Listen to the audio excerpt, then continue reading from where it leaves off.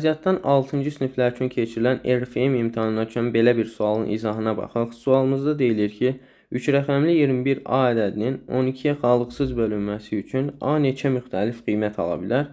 Biz ilk öncə 12-yə qalıqsız bölünmə əlamətini bilməliyik. Bu odur ki, ədədimiz 3-ə və 4-ə qalıqsız bölünürsə, eyni zamanda 12-yə qalıqsız bölünür. O zaman 21A ədədində A-nın yerinə elə rəqəmlər yazmalıyıq ki, bu bizdə 3-ə və 4-ə qalıqsız bölünsün.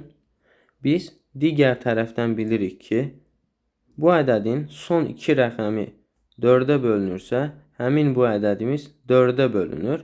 Digər tərəfdən isə ədədin 3-ə bölünməsi üçün verilən bu ədədin rəqəmləri cəmi 3-ə bölünməlidir.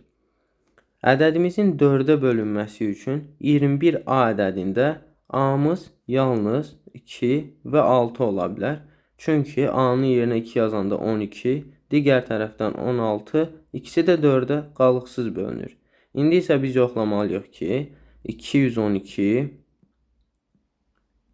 və 216 ədədlərindən hansı 3-ə qalıqsız bölünür və yaxud da ikisi də bölünür. 212 ədədi rəqəmləri cəmi 5, 216-da isə 9 eləyir. O zaman bu şərtimiz ödənmir. Bu şərtimiz isə həm 3-ə, həm 4-ə və eyni zamanda 12-yə qalıqsız bölünür. Cavabımız onda A variantı.